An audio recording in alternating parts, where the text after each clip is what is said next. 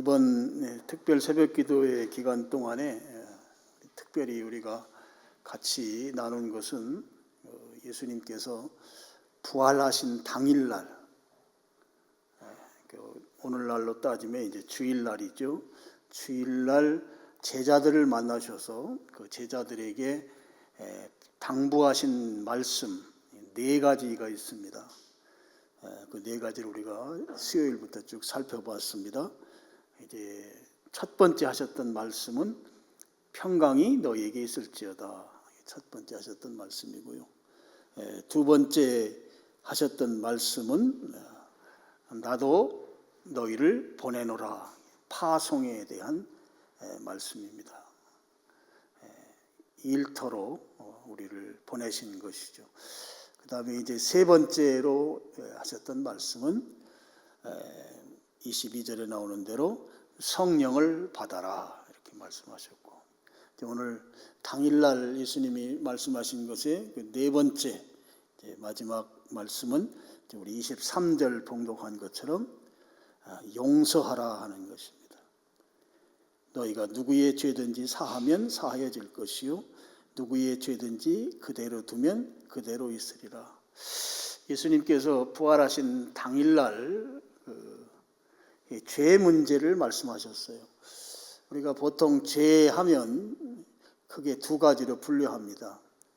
하나는 이제 영어로 보면 이게 죄란 말이 sin, sin이잖아요. 근데 이 sin이 그냥 sin, sin만 있는 경우하고 뒤에 복수로 sins에서 sins 이렇게 둘로 영어로는 나뉘어집니다. 그럼 이제 그 복수가 아닌 단수형으로 되어 있는 이 sin은 무엇을 말하는가 하면 하나님과 단절된 상태를 말합니다. 이걸 이제 원죄라고도 불러요. 영어로는 오리지널 sin 그렇게 부릅니다. 하나님과 내가 단절된 상태, 이게 바로 죄입니다. 이 단절된 것을 회복하려면 예수 그리스도를 구세주와 주님으로 믿고 회개하면 이 단절된 문제가 해결되죠. 그 다음에 이제 또 한 가지는 이제 복수형으로 되어 있는 sins이죠. sins는 우리가 그 죄라고 하는 것에 뿌리를 두고 그 뿌리에서 자라난 일종의 그 행위죄들입니다. 열매들인 것이죠. 행위로 짓는 죄. 그래서 이것을 이제 우리 이제 신학교에서는 자범죄라고 불러요. 스스로 범한 죄. 그래서 온갖 우리가 흔히 말하는 죄라고 하는 것들이 다 여기에 속할 것입니다. 그래서 이것을 이제 영어로는 actual sin 그래요. 그러니까 실제적으로 행동으로 범한 죄다 뭐 이런 뜻입니다. 근데 이 죄를 사한다라고 했을 때 여기에서 말씀하고 있는 죄는 이제 우리가 잘못하는 것, 또 실수하는 것, 뭐 이런 것들을 서로 용서한다는 의미가 있어요. 원래 죄는 하나님께서 용서해 주시는 것입니다. 하나님의 그 용서하심이 아닌 오늘 본문을 보면 우리들에게 말씀하신, 그리스도인들에게, 제자들에게 말씀하신 것이기 때문에 서로 용서하라는 말씀인 것입니다. 여러분이 용서를 하게 되면 크게 두 가지 효과가 있어요. 첫 번째 효과는 바로 예배를 제대로 드릴 수 있다고 하는 효과입니다. 마태복음 5장 23, 24절에 보면 그런 말씀 나오죠. 예물을 드리려고 제단으로 가다가 원망 들을 만한 일이 생각나면 예배 드리는 거, 제단에 제물 드리는 거 중지하고 먼저 가서 화목하고 와서 제물을 드려라 그랬어요. 이게 굉장히 중요한 말씀입니다. 성도 간의 관계가 원만해야 우리가 드리는 예배가 하나님이 받으실 수 있다고 하는 거죠. 그래서 이 용서의 그 두 가지 효과 중에 첫 번째 효과는 예배를 제대로 드릴 수 있다고 하는 아주 중요한 효과가 이 용서에 있습니다. 또 한 가지 용서의 효과는 교회 공동체를 든든하게 세워서 주님을 위해 섬기고 봉사하는 일을 하는데 절대적으로 필요한 효과가 용서의 효과입니다. 성도들 간에 서로 반목하고 시기하고 질투하고 미워하게 되면 이 교회를 섬기는 일이 제대로 될 수가 없어요. 화목해야만 교회를 잘 섬기고 봉사하고 복음을 전하고 선교하고 이런 것들이 다 가능한 것이죠. 그래서 이 두 가지 큰 효과가 있어요. 하나는 하나님께로 나아가는데 원만하게 예배 잘 드릴 수 있는 것. 그 다음에 수평적으로는 우리 교회의 지체들 간에 주님을 위해 섬기는데 지장 없도록 하는 일에 이 용서가 쓰임받는 것입니다. 그럼 용서를 몇 번 해야 되느냐? 우리 마태복음 18장에 보면 베드로가 예수님께 묻잖아요. 형제가 잘못하면 몇 번 용서해야 됩니까? 7번만 하면 됩니까? 여러분 7이라는 숫자는 이게 완전 숫자거든요. 그래서 사실 베드로가 했던 그 말은 형제 용서하는 거 그냥 완전하게 용서해야 되는 거 아닙니까? 이런 질문이에요. 7번 한다는 말이. 근데 예수님이 그렇게 예수님께 대답했던 베드로 아마 칭찬 들을 줄 알았겠죠. 너 용서에 대해서 네가 좀 제대로 아는구나. 그런데 예수님께서 뭐라고 그러세요? 7번뿐만 아니라 7번씩 70번까지도 해야 한다. 그러니까 예수님이 용서에 관한 하는 아주 무한 용서를 말씀하신 것입니다. 용서해야만 하나님께 우리가 예배 잘 드릴 수 있고 교회 성도들 간에 화목해서 교회 사역을 잘 이루어갈 수 있기 때문에 물론 교회뿐만 아니라 여러분 가족들 간에도 마찬가지죠. 이 관계가 회복됨으로 말미암아 우리 그리스도인으로서 마땅히 주님의 분부하신 말씀을 지키며 살아갈 수 있기 때문에 예수님께서는 용서에 관한 한 무한 용서예요. 무한 용서. 조건 없어요. 어떤 거는 용서해도 되고 어떤 건 용서하지 않아도 되고 그런 제한도 없고, 그러니까 그 용서를 만들어내는 그 사전에 잘못된 행위들 또는 그 속상하게 만들었던 것들이 무엇인지에 대해서는 성경이 언급하지 않아요. 그러니까 어떤 것일지라도 용서하라는 것이에요. 그런데 그 용서가 무한 용서라고 하는 것입니다. 자, 오늘 이제 두 가지 좀 살펴보고 싶어요. 용서하는데 중요한 한 가지는 내가 내 자신을 용서하는 것입니다. 하나님께서 우리의 죄를 용서해 주셨어요. 그런데 나는 내 잘못과 실수를 용서하지 못해요. 그렇게 되면 죄책감에 빠져 살게 됩니다. 죄책감에 빠져 살게 되면 여러분 모든 관계들이 다 틀어지게 되어 있습니다. 그리고 죄책감에 빠져 사는 것을 하나님께서 결코 원하지 않습니다. 그런데 그럼 죄책감이 나쁜 것이냐? 아니, 결코 죄책감도 나쁜 건 아니에요. 죄책감은 긍정적인 역할도 해요. 죄책감이 있기 때문에 죄를 자백할 수 있어요. 하나님께 용서를 구할 수 있어요. 그리고 죄책감이 있기 때문에 다시는 그런 죄를 짓지 말아야지 하는 결심을 유도해내요. 그래서 이 죄책감이 긍정적 효과가 있어요. 그러면 용서와 관련해서 용서하지 않음으로 인해서 오게 되는 이 죄책감, 내가 나를 용서하지 않음으로 말미암아 오는 죄책감은, 이때에 말하는 죄책감은 심한 죄책감이에요. 강렬한 죄책감이에요. 그래서 이 죄책감이 떨어져 나가질 않아요. 그리고 죄책감이 자꾸 증폭이 돼요. 이런 죄책감을 말하는 것입니다. 이런 죄책감을 만들어내는 건 사탄이 옆에서 붐업을 시키죠. 그렇기 때문에 생기는 거거든요. 그래서 그런 죄책감은 예배 생활도 또 가정 생활도 직장 생활도 우리 일상 생활도 다 어렵게 만드는 죄책감입니다.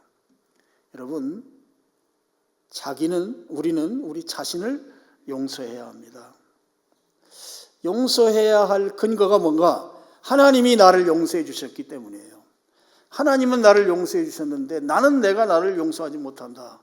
그거 말이 안 된다는 것이죠. 자기를 용서하지 않으면 이 죄와 죄책감이 내 인생의 발목을 잡고 앞으로 한 걸음도 나가지 못하게 붙들고 놓아주지 않는다는 거예요. 그래서 죄책감이 있으면 주눅들어 살게 되고 정말 자신감 없이 살게 돼요. 늘 자기를 자책하게 되고요. 열등감에 빠져서 살게 됩니다. 우리 그리스도인은 그렇게 살면 안 돼요.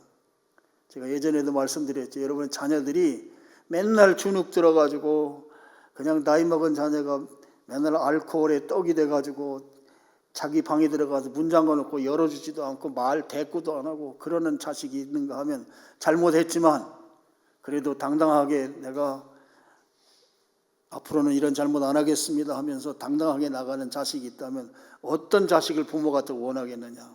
후자를 원하시죠. 하나님도 똑같습니다. 하나님도 우리가 활기차고 당당하게 살기를 원하세요. 그런 삶을 살기 위해서는 먼저 자기 자신을 용서해야 합니다. 근거는 그거예요. 하나님이 나를 용서했는데 왜 너는 나를 용서 못하는가? 자기 자신을 용서하는 여러분 되기를 축원합니다. 두 번째로 관계인들을 용서해야 합니다. 교회의 지체, 또 가족, 그리고 직장 사업하는 그 관계인들, 이 관계인들을 용서해야 돼요. 여러분 가족 간의 이 의가 상하면 다른 일반인들과의 의가 상한 것보다 훨씬 더 그 증오심이 커요. 그래서 일생 동안 용서 못하고 돌아가시는 분도 계세요. 그건 그리스도인의 마땅한 삶이 아니죠. 여러분 우리는 살아가면서 실수하고 잘못합니다. 물론 많이 하고 적게 하는 그 차이는 있을지 모르지만 결국 큰 돌이나 작은 돌이나 물에 던지면 다 가라앉아요. 우리는 다 실수하고 잘못하며 삽니다. 근데 내 관계인들, 내 주변 사람들도 마찬가지예요. 그들도 실수하고 잘못해요. 우리 인간은 완벽하지 않습니다. 내가 불완전하듯이 내 주변 사람도 불완전합니다. 불완전하다고 하는 것을 인정하는 것에서 용서가 출발합니다. 나도 불완전하고 너도 불완전하고 나도 실수가 많고 너도 실수가 많고 이걸 인정하는 거예요. 인정할 때 거기에서 용서의 이제 출발점이 된다 하는 것입니다. 용서하지 않고 살게 되면 증오심, 미워함, 또 복수심 그거밖에 남는 게 없어요. 용서하지 않으면. 그래서 혹시 내가 미워하는 대상이 어떤 병이라도 걸린다든지 뭐 사업이 잘못되다든지 자녀들이 속을 썩인다든지 하면 속으로 고소해야 해요. 이게 그리스도인의 정상적인 마음 상태는 아니에요. 여러분 다시 말씀드립니다. 우리의 용서의 근거는 하나님께서 나의 죄를 용서해 주신 것, 이것 때문에 용서하는 것입니다. 내 잘못도 하나님이 용서해 주셨지만 여러분 내 이웃, 내 관계인들도 하나님께서 용서해 주셨습니다. 하나님이 둘 다 용서해 주셨기 때문에 용서해야 된다는 것이에요. 근데 이 용서가 실제적으로 쉽지가 않습니다. 머리로는 동의가 되는데 실제 가슴에서 이 용서의 마음이 우러나오지 않는다는 거예요. 용서하려고 마음먹으면 막 옛날에 그로부터 당했던 그런 어떤 핍박, 상처, 또 억울한 일 당한 거, 손해본 거, 뭐 이런 게 생각이 나가지고 도무지 괴로움 그런 것들이 다시 용서하려고 막 나를 괴롭혀서 용서가 안 된다고요. 용서가 쉽지 않습니다. 그럼 이 쉽지 않은 용서를 어떻게 할 때 가능할까? 이제 오늘 우리가 그 22절이 중요해요. 이 말씀을 하시고 그들을 향하여 숨을 내쉬며 이르시되 성령을 받으라.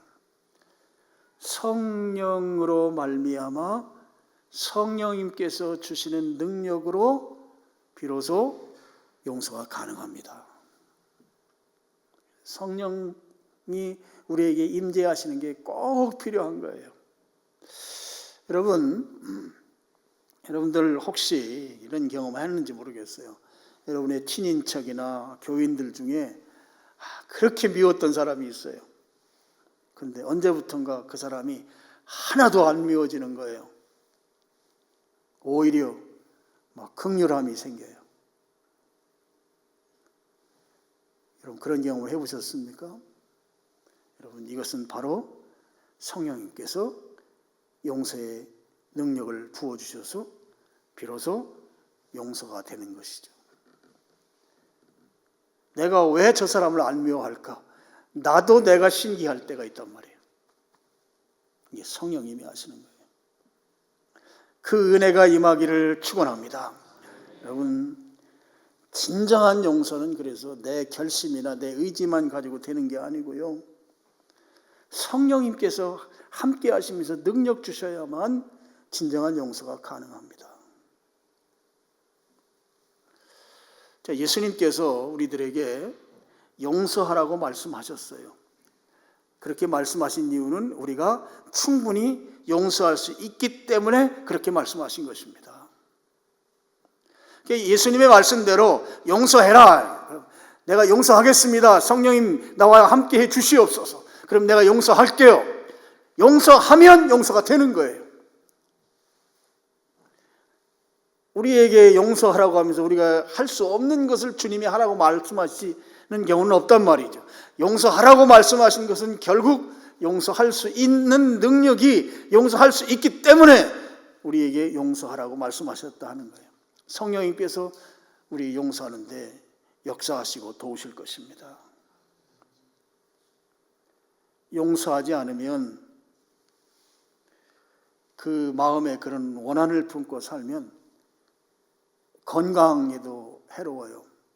제가 어느 책을 보니까 미국에서 어느 연구소에서 12년 동안 그 환자들을 연구했는데 연구한 가운데 이 미워하게 되면 이 암 발생률이 확 높아진다는 거예요. 여러분 그런데도 용서 안 하겠어요? 용서하셔야 돼요. 우리가 이때 건강하게 살려면 용서해야 될 줄로 믿습니다. 관계가 악화된 채로 주님의 일을 한다고요? 불가능합니다. 일이 될지는 모르지만 그 일이 된 것이 기쁨이 없어요. 관계가 좋지 않은 상태에서 일을 하게 되면. 그리고 나에게 기쁨이 없는데 그걸 주님이 받으셨을까? 퀘스천이에요. 용서해야 합니다. 우리가 용서하면 예배 잘 드릴 수 있습니다. 건강한 성도의 삶을 살 수가 있습니다. 용서하는 자, 지금 예수님이 부활하셔가지고 첫 번째로 제자들을 만나셔서 제자들에게 지금 말씀하시는데 얼마나 중요한 말씀 하셨겠어요. 정말 꼭 필요한 말씀 하셨지 않겠습니까? 우리가 상식적으로 생각할 때. 그럴 때 지금 막 그들이 두려워 떨고 있을 때 너희에게 평강이 있을지어다. 그래서 현안, 지금 내가 안고 있는 문제를 바로 즉시 해결해 주셨어요. 그래서 그 두려워하지 말라고 하니까 예수님이 손과 그 옆구리 이 십자가에 달리셨던 그 상흔을 보여주니까 그들이 기뻐했대요. 기뻐했다는 것은 두려움이 사라졌다는 거잖아요. 즉각적으로 주님이 역사하신 거예요. 그리고 파송, 나가서 일해라 하는 거예요. 파송에는 사명감이 중요하다고 제가 말씀을 드렸습니다. 그리고 성령을 받으라. 여러분 나가서 일하는데 성령님이 역사하지 않으면 나갈 수도 없을 뿐더러 나가봐야 제대로 일을 못해요. 그러니까 성령이 필요한 거예요. 성령이 뒤에서 다 도움의 역할을 해주셔야만 파송받았을 때 열매가 나타나는 거죠. 그리고 이제 마지막에 서로 용서하는 삶. 용서하면 제가 두 가지 효과가 있다고 그랬죠. 하나님께 드리는 우리의 예배가 회복이 되고 그 예배를 하나님 받으신다. 하나님이 가장 원하시는 거예요. 가장 원하시는 거를 용서하지 않고는 이 예배가 하나님 받으실 수 없는 거예요. 제대로 드리지가 않는 예배이기 때문이죠. 그리고 교회가 허목해지고 교회가 교회로서의 기능 역할을 다 하는데 우리 성도들 지체들 간의 용서가 절대적으로 필요하다. 용서하려면 보통 우리가 가지고 있는 상식은 그겁니다. 잘못한 사람이 먼저 와서 내 앞에 와서 머리를 숙이는 게 거기에서 이제 내가 반응하는 것을 우리가 용서라고 생각하잖아요. 근데 성경이 말씀하고 있는 용서는 그런 방식으로 하지 않아요. 용서가 필요하다고 깨달은 자가 먼저 손을 내미는 거예요. 잘못한 사람이 먼저 와서 머리 숙이는 게 아니고 용서가 필요한 부분이다. 깨닫고 느끼고 성령이 감동 주신 그 사람이 가서 손을 내미는 것이다. 오늘 이 새벽에 고난주간 이제 오늘 마지막 새벽인데요. 여러분이 자기 자신을 쭉 살펴보면서 혹시 내가 나를 용서하지 못하는 부분이 있는가? 주님이 나를 용서해 주셨는데 왜 나는 나를 용서하지 못하고 있나? 성령님께서 그 부분을 만져주시길 원합니다. 그리고 여러분 관계인들과의 그 응어리진 그래서 화목하지 못한 것도 하나님 앞에 그 은혜를 입어서 혹시라도 화해가 필요하면 그 깨달은 자가 먼저 손을 내미는 거예요. 먼저. 손을 내밀었을 때 받아주지 않을 수도 있어요. 그럼 반복해야 합니다. 그래서 예수님께서는 7번씩 70번까지라도 해라. 이렇게 말씀하신 거예요.